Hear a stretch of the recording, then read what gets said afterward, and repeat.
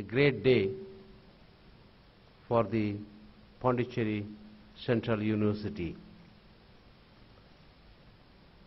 Although we have signed 20 MOUs with international institutions as well as national institutions, but today we are joining hands with India's most pride, respected organization, the Indian Army, which is one of the best armies in the world. It was my dream, ever since I came, that we should join hands with larger organizations and the national organizations, and particularly defense. I never had visualized that an opportunity will come at appropriate time. We only decided at that point of time that let us extend the distance education with certain concessions, maybe 50% fee to all the defense personnel, so that they can, if they like, can improve their higher education qualifications. It's just on September around 16th when the Chief of Army, General Singh, came here along with Lieutenant General Sabarwalji, and when he went round the campus, of course it is not a surprise that he is impressed. We are confident that we are always capable of impressing people. So the obvious happened.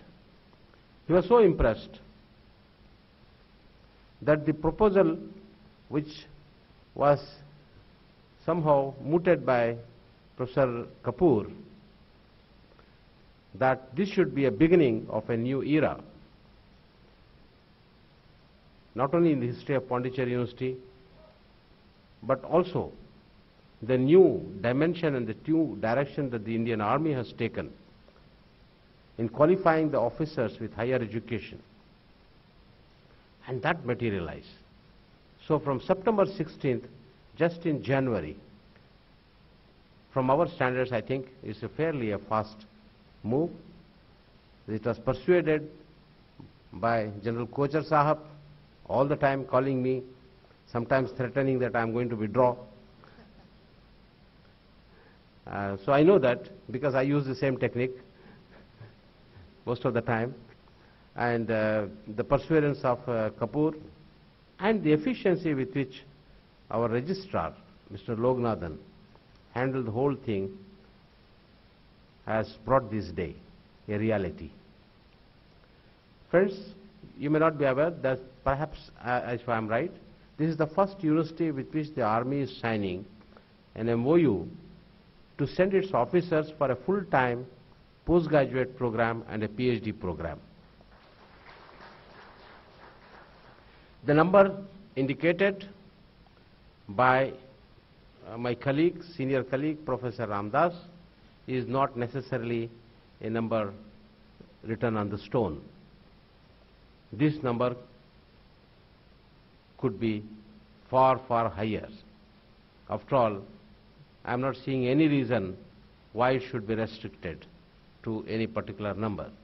Number two, I am also not seeing any reason why it should be restricted to only certain disciplines. I think it is the requirement of the Army to which we will open the doors.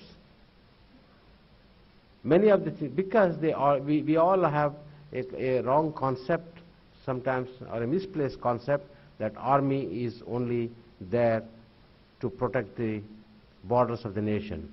It is not the only thing the Army does. That is the only organization of the country which does two things. It has the most interactive role with the civil society. May it be handling floods or disaster or any calamity or any happy occasion or any mela or anything or even a religious activity, whatever it is, ultimately you look towards the Army. Army comes, Army disciplines things, Army maintains. The bridge fell down just before the Commonwealth. Everybody is wondering what's going to happen. The Army came and erected in 15 days, and less than 15 days. Now, the interaction with the Army is so much with the civil society. It is for this reason that the Army leadership thought that there is a need for the Army officers for a greater exposure on not only a disciplined training as a soldier, but also a training to understand the people. Now that can happen through education, and education of various kinds. It can be social sciences, it can be humanities, it could be media, it could be mass communication, it could be human rights, and it could be even science and technology, it could be engineering, it could be anything. So I'm just trying to make a point that the Pondicherry University has made a beginning today. It may be 45, 50 programs. There is no reason. Now we have expanded. As he said, this is the fastest expanding Central University of India, which nobody can challenge, with 300% expansion in 3 years. Nobody could achieve that ever since our independence. So we are so proud of our faculty, our non-teaching staff, our officers, that they have kept this challenge, and we have grown in that. So with this expansion, the entry of the Army personnel into the university can also increase depending upon their needs. Yesterday, a mention was made to me by General Kocher. Of course, General Kocher has got, I say, one character in him. You give him one finger, he will hold the second finger. If you give him the second finger, he will hold the third finger. And then finally he holds the hand and pulls you. Even before solving this problem and entering into, he said, what about the wives and spouses of the Army officers? What do they do here the whole day when the officer is in the classroom? It was a very good point, actually. Now, I think we should work out, I think Registrar, we should work out something which keeps them constructively occupied, as well as providing with them with an opportunity for doing some programs here parallel along with their spouses. I think it's a good idea, because when you talked to me yesterday, I was thinking about it, and I think we'll work out on that also. So therefore, I thank you for tossing that thought to do it.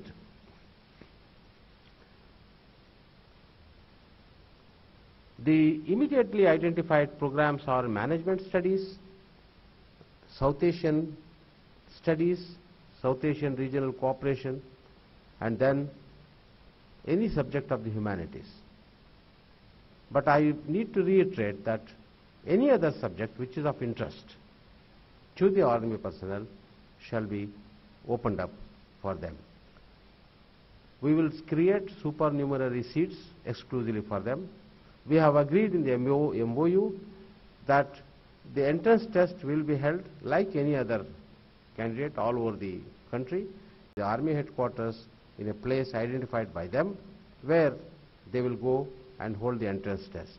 And secondly, the merit list is not the common merit list, but we will have, because it's a supernumerary position, we will have a separate merit list amongst the Army personnel, so that whoever competes and comes in the merit, he gets it. One apprehension which was expressed by somebody yesterday in the academic council we had was that normally it seems that there may be some kind of delays in the sanction of leave to the officers who are selected. Probably that will have to be taken care so that they join well on time, sir. But these details can always be worked out. I take this opportunity to thank the Army to make us also proud that we are associated with you, sirs. And we are really proud of it. I'm sure my faculty, all my teaching and non-teaching staff are proud of it. It will change. It will change the profile of the university. Now that we have expanded with the addition of about 1 million square foot of buildings this year, with addition of more than 15 programs, we have now decided to go for more international students also on the campus. We know that 3 years back we started with 1,500 students in the campus. Today we have 4,500. We are aiming to touch 6,000 students in the coming 1 or 2 years, out of which we are planning that at least 400 to 500 international students should be studying here. So it will be a wonderful ambience and an atmosphere, and I'm sure the young Army personnel will definitely enjoy their studies in this campus.